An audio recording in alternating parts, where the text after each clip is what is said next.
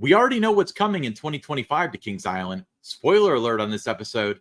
Hello, everybody. Alongside Don Helbig, I'm Ryan Sir, and this is Tower Topics.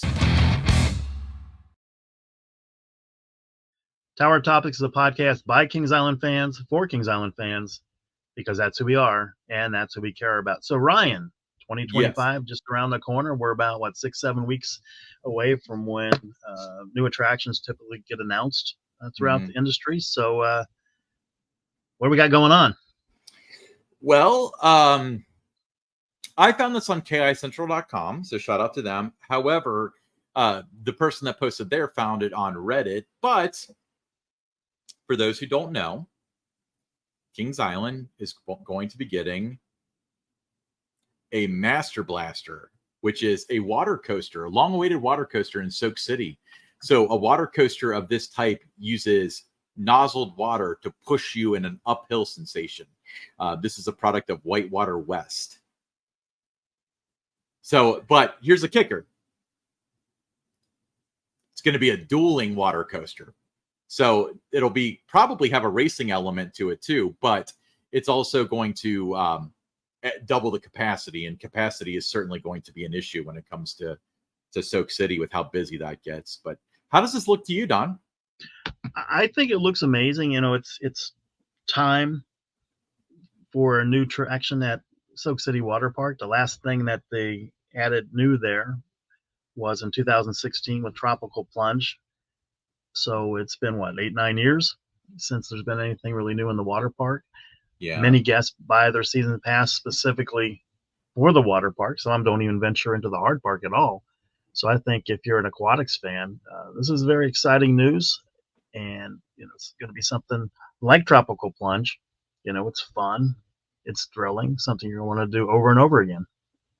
Yeah. So this is the for those of you who are watching on YouTube, as you should be, by searching for just Tower Topics when it comes to YouTube. But here's a video from Whitewater West promoting it. So it looks like with these particular models, you start on a tower like you normally would. You go downhill, and then you go to a big uphill section where the water pushes you uphill. So these things, have you ever been on a water coaster before, Don? Have you ever? I have. Yeah, I have been on a water coaster before. They're fun. I mean, I'm not the biggest water park fan, but when I do them, it's attractions like this that I'm the most interested in. Yeah, and they actually do have like a thrilling sensation, not unlike a normal roller coaster where they have sensations of airtime, speed, head choppers, foot choppers, stuff like that. So that's incredibly exciting. But if you want to have another view of what this is going to look like, this is the side view, the sketch rendering. Now, a friend of mine, friend of the show, Daniel, pointed out that there is no conveyor system for the boat. So as it stands now, it looks like you will be towing that boat to the top of the hill. And that's what kind of lands us on the whole that it's not like a linear induction thing, kind of like the one at Holiday World or anything like that. This model, I believe, is just water push. Because if you've ever tried to lift one of those boats, I did at Great Wolf Lodge when they had one, the linear inducted models, but they weigh like 80 pounds. So they're not going to ask you to tow the thing to the top. But it looks like you'll be doing it in this case, unless subject to change, of course. Now, you become a regular at Soak City Water Park to do this attraction, and you're going to be in great shape by the end of the summer climbing those steps. Yeah, 8 out of 10 doctors would recommend climbing those steps to ride this for cardiovascular reasons. But no, I think it's great, though. I mean, really, think about it, though. You've got one of the premier water parks, in the region. It's been a long time since there's been anything new, and I think this is really going to be exciting news for everybody.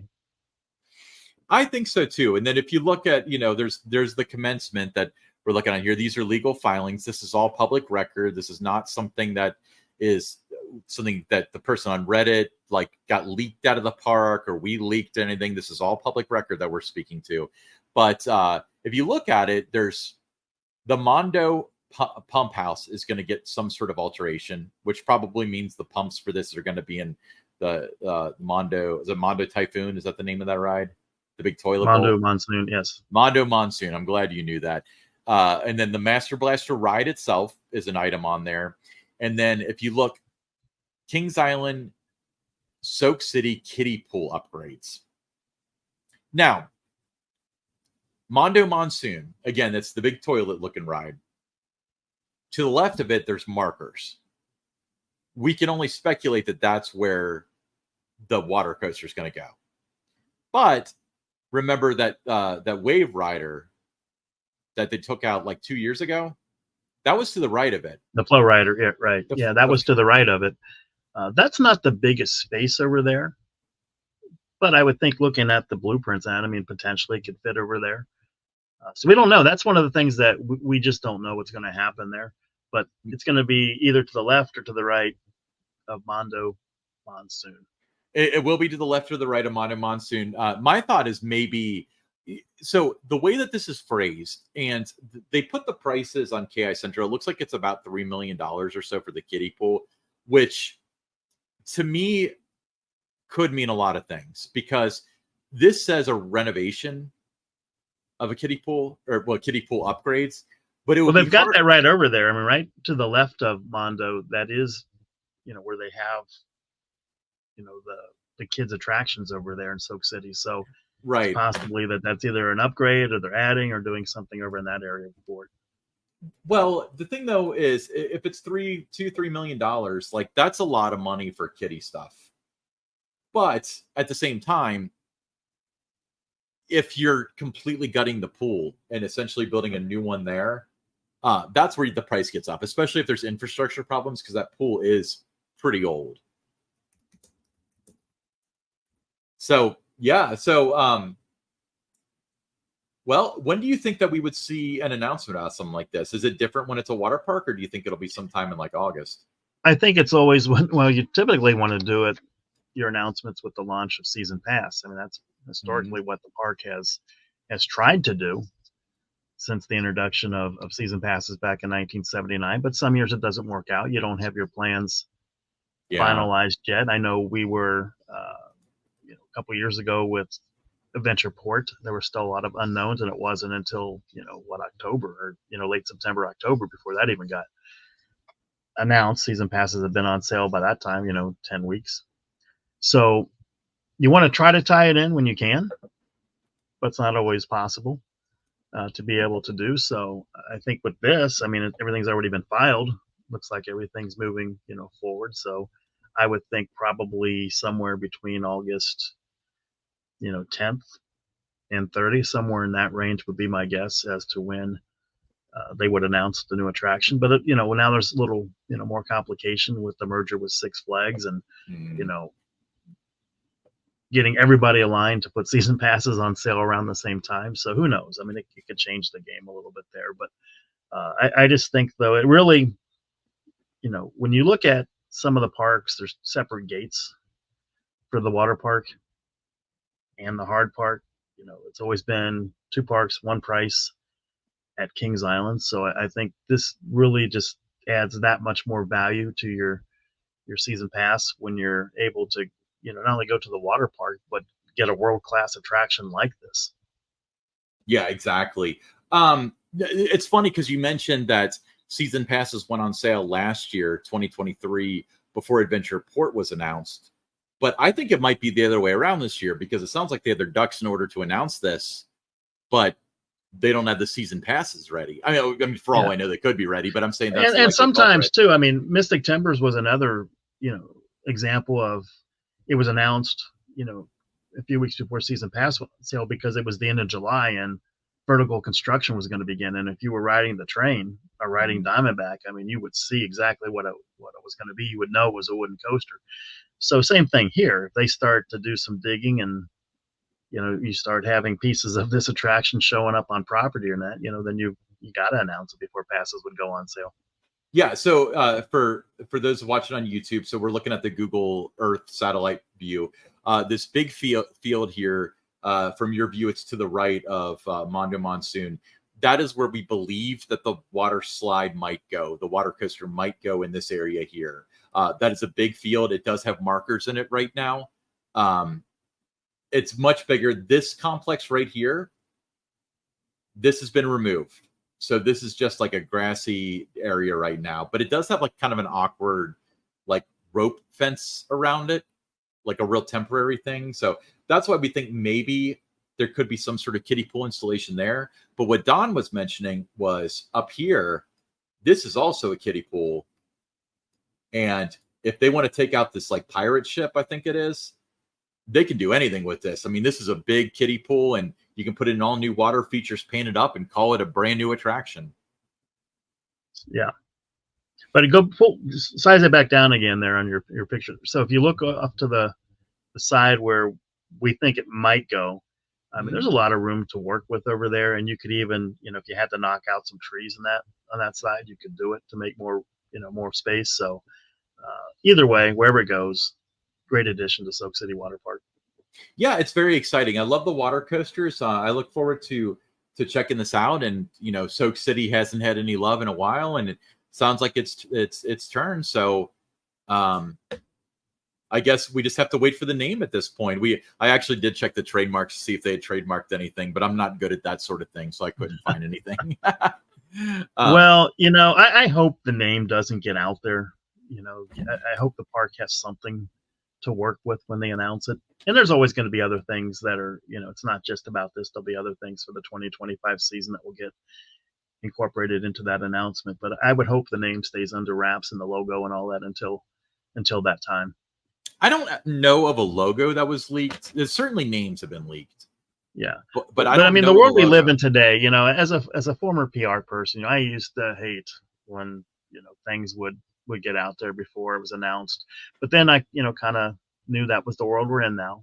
So it became acceptable. And it wasn't a bad thing. I thought if people were talking about you, Mystic Timbers, everybody was talking about it when they started to see the trees, getting chopped down and that over there. And so it's not a bad thing, when people are talking about you, they're getting excited about, what you might be adding. The fact that they know what it is, not a bad, thing. So in that respect, I think it's a great thing for the park to just kind of, maybe leverage, all the chatter that's out there now about this. Similar to what happened with Mystic Timbers. It was something that, people knew they didn't know the name of it. But they knew it was going to be a wooden coaster, before it was announced. Yeah, and to play devil's advocate, there is some good out of it. So, let's look at the announcements you were involved with. So you had Mystic Timbers. Everyone knew it was a wood coaster. Most people knew it was a wood coaster. I had many people that were convinced it was a hybrid RMC or something. People knew it was a wood coaster by the time it was announced. I even knew the name. But what I didn't know was, the actual theme or anything about the shed. So to me, it's almost like you think you know everything and then they hit you with stuff, and that makes that stuff so much better. Right. Same with Banshee. Everyone knew that they had trademarked the name Banshee again. Everybody knew the layout. They knew that the loop went around the lift, and everyone knew it. But once they saw it with the graves and the Banshee whale and stuff, that hit different. And this is coming from somebody like one of my other hobbies is frankly watch a lot of YouTube videos when it comes to like Apple stuff, and I know everything there is to know about the new iPhone before they announce it. But there's always like one or two like little things that didn't get out, and those things are like, that's so cool, I didn't see that coming. Like, we know it's gonna have 42 megapixels or whatever, but it's gonna have like an action button. What the heck, that sort of stuff. But when you file the the permits, it becomes a matter of public record. There's no way that you're able to keep it under wraps what you're doing. So you just gotta kind of roll with it and just be happy that people are talking about you at this point. I completely agree. So let us know in the comments below, what are your thoughts on this? Are you excited for the water coaster? Do you think that it was Soak City's time? If you don't want the water coaster, what else would you want to see in Soak City? We'd love to see that. Yeah. So when it comes to water parks, there's a lot of people that are of our complexion that choose to wear t-shirts in water parks. If you were going to do that, what kind of t-shirt would you wear in a water park? These transitions are getting harder. I would kind of get a North Carolina blue kind of colored t-shirt. Yeah. With a nice engaging logo, like a Tower Topics T-shirt that you and I are wearing. And fortunately for you, if you're a fan of the show, you can get one of these T-shirts. They're just $22. That includes shipping, available in whatever size you may need. And once you make your purchase, you do it via Venmo. You can send us a direct message on our X, Tower_Topics. Be sure to follow us, or you can, message us through YouTube or, our personal channels. If you don't have X, just let us know, that you're interested. We'll send you the information to access the Venmo account, make your purchase, and within a matter of days, you'll be able to sport a Tower Topics shirt, whether you're at the park, Reds game, wherever you may go. Yep. So $22, including shipping. So great deal. We'll be right back with the listener questions. Okay. First listener questions from Amanda W. in Mason, Ohio. Do you think Adventure Port, Cargo Loco, and Soul Spin were a success for Kings Island? What do you think? I'd say yes. The park was in definite need of some more flat rides to add to their lineup. That area of the park, definitely needed some work. It needed new life breathed into it. And for me, I thought it was a home run. And the area, I think, looks really good. We're talking about the restaurant too, how they made that more vibrant. With the rebrand, the new name of it, the water there with the boat, the theming. I think it all looks really good. I think that, I feel it was a success because it really enhanced that area of the park, an area that needed it. I think that the area looks amazing. I think the rides are great. The restaurant, I was kind of hoping that they would do a little bit more with, because I feel like we've had the same stuff for a long time. That's neither here nor there. Whether or not it was a success, I think that it wasn't exactly a slam dunk as far as selling tickets. And I don't blame any one person for that. I think that the problem was that they opened Cargo Loco, and then they opened Soul Spin like a week and a half later. And then it was, okay, Adventure Port's now open. And it was that trickle opening that we kind of feared for Camp Snoopy. So as opposed to, hey, Adventure Port is open now, it was more like, yeah, I rode Cargo Loco, but Adventure Port isn't open yet. So, I kind of did it. And then you get around to riding Soul Spin, Yeah, I think that was the one thing that was kind of a miss, is that it took until, almost mid-June to have it all open and ready to go. So I think not having it to start the season, there was a little frustration by guests with that. But once it opened, it looked great. And then Adventure Express, also part of the Adventure Port area, the new entrance for that looks phenomenal. I think they really did a nice job kind of, touching up that ride. So I think the whole, you really got 3 rides there, not just the 2. Yeah, because Adventure Express has Adventure Express has always been a situation where the experience, including the coaster, is the sum of all parts.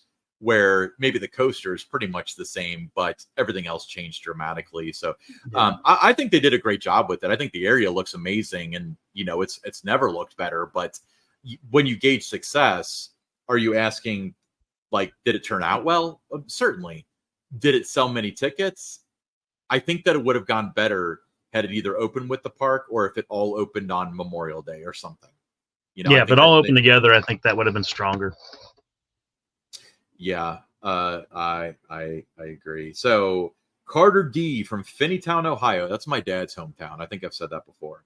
There wasn't a lot of chatter on social media or in the news about the Food and Wine Festival. Do you think it was a success? Personally, I thought the food options were subpar. Great question. I thought Tower Gardens looked great. The decor team, entertainment, with what they had, with the roving performers and that. I thought they knocked it out of the park with that. I thought everything looked great. I'm not a wine drinker, so I don't know, what that was all about.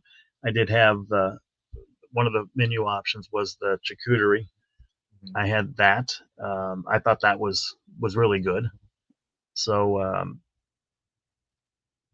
for me, I think in terms of what they put together looked really good. I didn't always see when I walked by. I didn't always see a lot of people in there eating the food or drinking the wine. You know, people kind of walk through a little bit, but I didn't see it as that, you know, festive kind of place where everybody was kind of hanging out and, you know, with their family and their friends and that. I think one of the things for me that was amiss was it was only open until 8 o'clock. Yeah. And the Shakur team, you know, they had all, you know, the lights and everything, you know, hung up throughout that area in Tower Gardens. I think had it gone to like 9 or 9:30, and it would have been more of like a party atmosphere type thing. And I think that would have made it better. But that's just me. So to give you a little peek behind the curtain, I'm going to go there, Don. So we didn't do an episode on it, and we've had a lot of people ask us when's it coming. We're not, and so we were leading into the first weekend of it because the way that these things pace, you know, we've got to be early or the episode would come out too close to it being gone. It's not relevant anymore.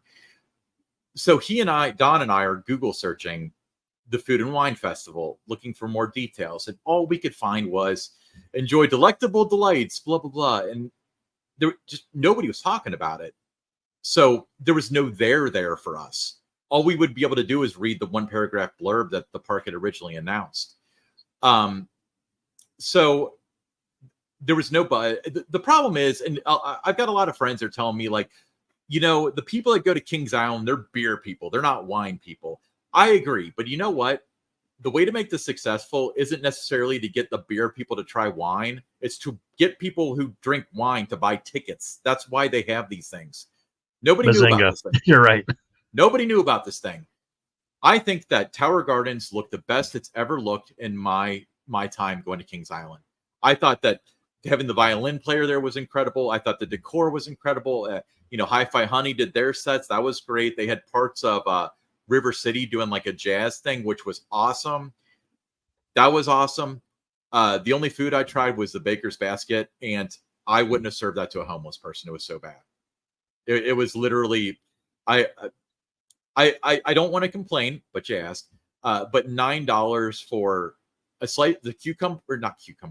zucchini bread was okay. And then there was another bread that was kind of bigger, which was okay. And then they had two little curds that were, it was like eating packing peanuts. And this was like $9 for this thing. I'm not a big wine drinker. Maybe the wine was great. I don't know. But I got really excited about trying all the food and stuff. But after I tried that, I was like, I'm just going to use my meal plan. I'm not going to shell out real money because clearly there's something about either the effort or the operations or something that made it not very good as far as the food is concerned. Not to say that the food's bad at the park. I'm saying that my experience of Food and Wine, the one time I ate that one thing was really bad. My friend got the same thing. He felt the same way. So we kind of swore it off. So after that, and that was the first day of Food and Wine, there wasn't a lot of temptation to talk about it. So I spent a fair amount of time hanging out in there because I did like it. I saw very few people buying the flights of wine or the individual wine pours or anything like that. It was just a lot of people with their season pass cups hanging out in there. I don't want to say it was a flop because I don't have access to the numbers, but if I was a betting man, it flopped. Yeah, for me, the one thing that I took note of was that you did not see, like before it started, you know, like you do for Winterfest or you do for Grand Carnival, you did not see any of the morning TV crews out there, you know, talking about the food, talking about, you know, the entertainment and things, and just kind of doing a walkthrough of it to kind of really build that hype, you know, that anticipation, that excitement. It just wasn't there about it. And like you mentioned, you and I were trying to find more information out about it in advance of it so we could talk about it and do an episode, or I could even on Theme Parks by Don, you know, do some kind of a story on it. But we only had that little paragraph to work with, right? Yeah. So that makes it incredibly hard. I mean, we want to do things. We want to talk about what's going on at the park, but when information is limited, you know, we're not able to devote an episode to it. And then by the time, you know, we had each experienced it, you know, we're down to the final, couple of weekends of it. And at that point, there was other things for us to be talking about too. So it just wasn't something that we were able to, to do like we would have wanted to with it. But, back to the original question, was it a success? My hope is, I think because of the effort that entertainment, the core team, the corporate office, putting this together, I would hope that they do bring it back and it becomes kind of a staple, because sometimes, they'll stick their foot in the water and then the knee jerk well, it didn't do what we wanted to do. Let's get rid of it. Just like concerts, trying to do that at Timberwolf. You have to just let it develop. You can't try something, and especially when it's just a weekend thing. Yeah. You cannot do that. And, you have to build it, and it takes time. Sometimes it's, 2-3 years, but if you believe in what that can be, I hope they stick with it, because I believe it can be very successful. I think it just needs, more promotion behind it, more awareness about it. And like you mentioned, if you're just putting it on your website or on social media, you're not going to attract that crowd that drinks the wine. So why, go find that audience. There's all those other, the influencers, the bloggers, there's the beer bloggers. There's also people that are the wine connoisseurs that do that same kind of thing. Find those people, invite them out before it opens or the first day of it, let them do their things. And then people will come. They'll buy the tickets because they reach the right audience then at that point. Yeah, they for the risk of it not coming back, I actually did buy the tumbler. That's what I grabbed. Yeah, the Food and Wine. I do like the logo and stuff. Like everything about it was good except Great for logo. Yeah, everything. So hopefully it comes back. Unfortunately, you've seen Grand Carnival and how it started at the top and kind of like there's less and less and less of it every year. So I imagine that's going to be the situation with Food and Wine if it comes back next year. But like I said, the product that they had this year was fantastic. All the elements are in place for a fantastic event. You just got to be able to connect and reach the right audience for that to work. Yeah. So absolutely. That's a great question. All right. Hey, I'm Ryan Sir along with Don Helbig, and this is Tower Topics.